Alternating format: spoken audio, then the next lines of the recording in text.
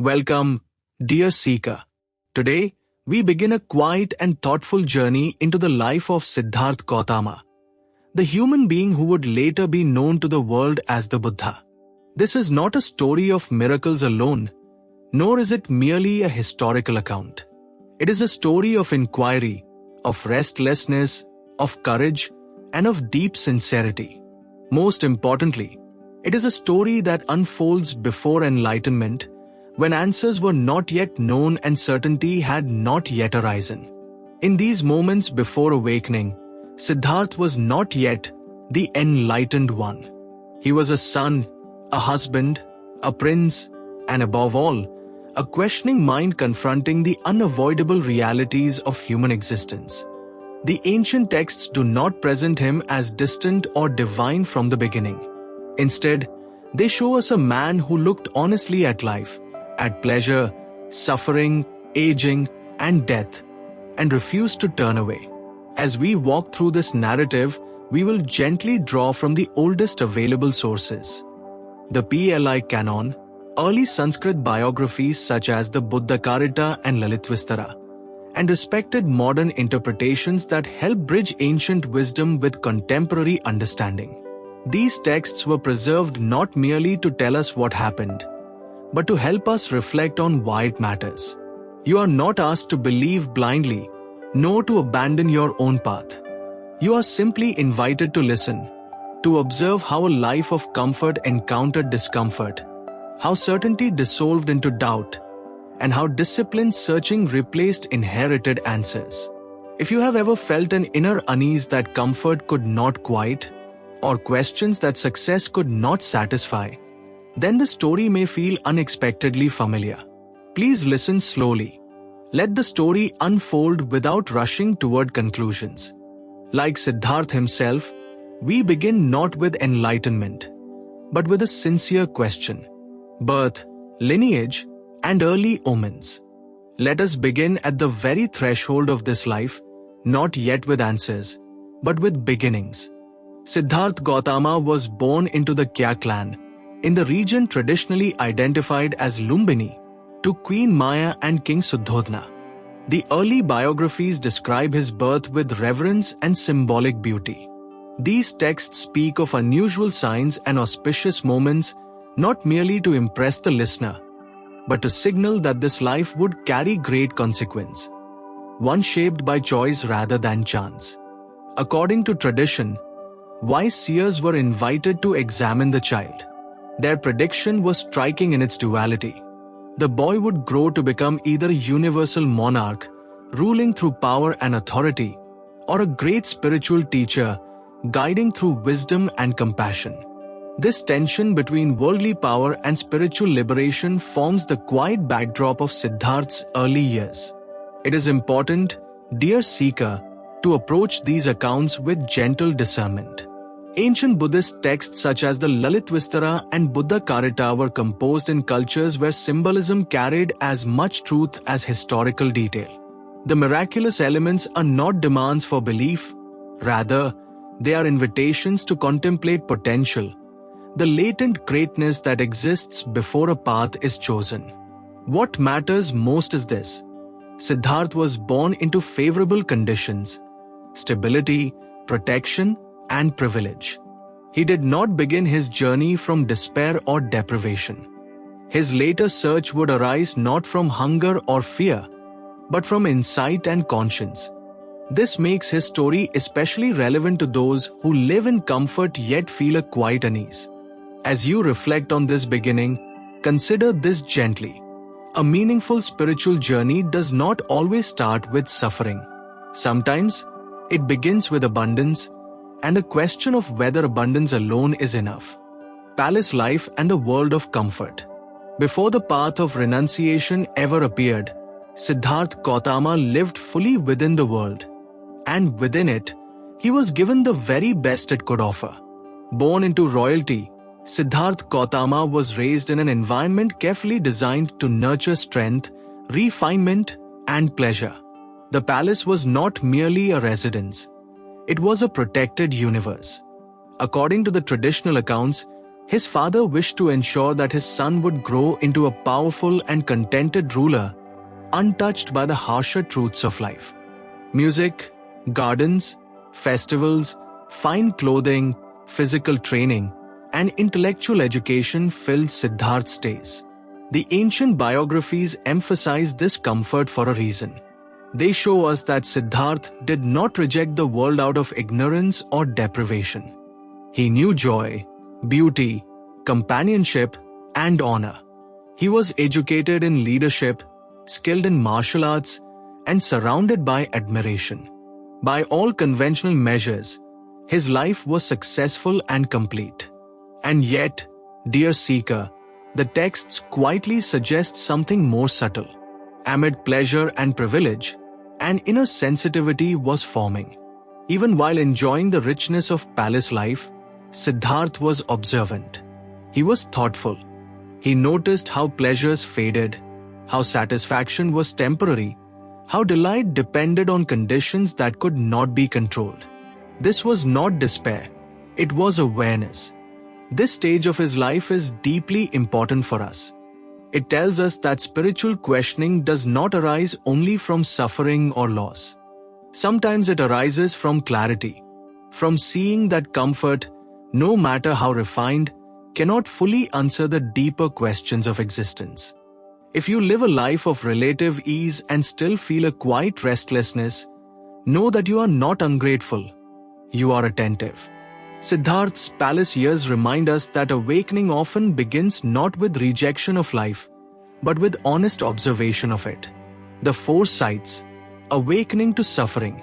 In time, the protected world of the palace could no longer contain Siddhartha's growing curiosity about life beyond its walls. According to the traditional accounts, Siddhartha Gautama ventured outside the palace gates on a series of journeys that would quietly transform his understanding of existence. On these excursions, he encountered what later came to be known as the four sights.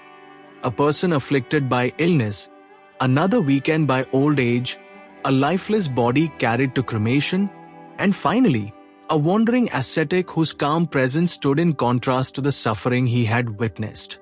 For the first time, Siddhartha saw clearly what had been hidden from him, that sickness, aging, and death are not rare misfortunes, but universal realities.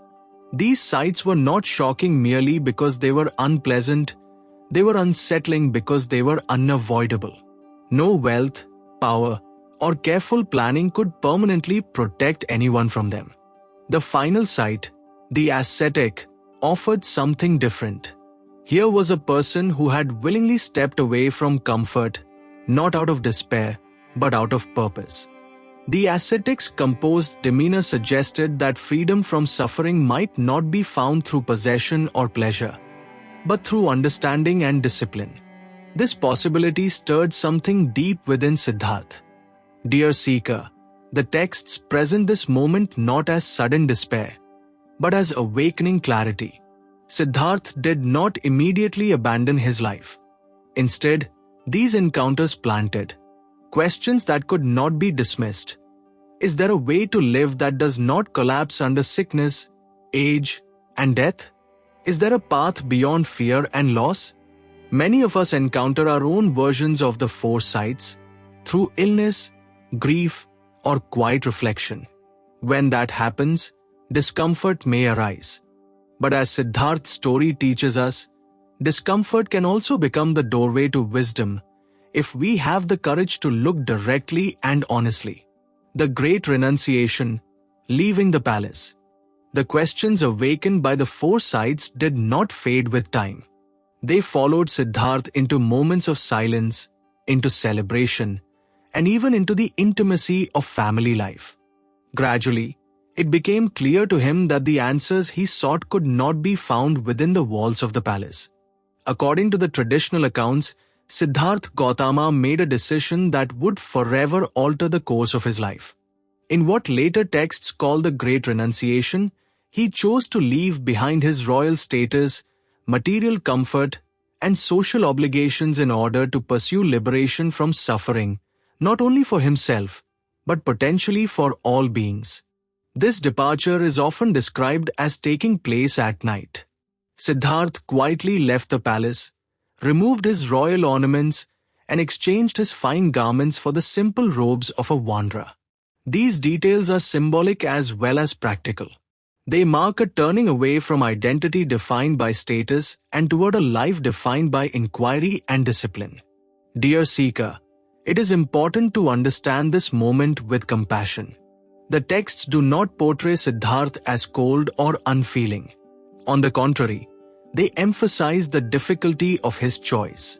To leave family and security was not an escape from responsibility, but an acceptance of a deeper one, the responsibility to confront suffering at its roots.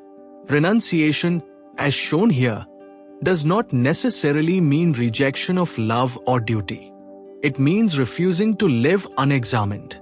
Siddhartha recognized that comfort could not shield anyone, not even those he loved, from aging and death. His leaving was motivated not by indifference, but by urgency and care. For modern seekers, this moment invites reflection. Renunciation does not always require physical departure. Sometimes, it begins inwardly, by loosening our grip on certainty, identity, and distraction, and turning, with sincerity, toward truth. Teachers, discipline, and a path of extreme asceticism. Having left behind the certainty of palace life, Siddhartha Gautama entered a world of wandering seekers, teachers, and spiritual experiments. This was an age rich with philosophical inquiry, where many renunciants pursued liberation through meditation, reasoning, and severe bodily discipline. Siddhartha did not reject these traditions. Instead, he approached them with humility and dedication. The early texts describe how he studied under respected meditation teachers, quickly mastering the techniques they offered. Through deep concentration, he attained refined states of awareness that were admired and honored. Yet, even after reaching these heights, Siddhartha recognized something important. These attainments brought peace, but not permanence. They quieted the mind, but did not uproot suffering at its source. Seeking further answers, he turned toward extreme asceticism. Believing that liberation might be found through complete mastery over the body, Siddhartha practiced severe fasting, breath control, and physical austerities. The biographies describe his body growing thin and weak, his breath faint, his strength nearly gone. He pushed discipline to its furthest edge, determined to leave no path unexplored. Dear seeker, this period is essential to understand. Siddhartha was not reckless, he was thorough. He tested the dominant spiritual methods of his time with sincerity and resolve. And yet, through direct experience, he discovered a painful truth. Tormenting the body does not free the mind. Self-mortification, like indulgence, is another extreme, and extremes obscure clarity. This realization did not come as failure, but as wisdom. Siddhartha understood that truth does not yield itself to violence against the self. Insight arises from balance, attentiveness, and compassion, even toward one's own body.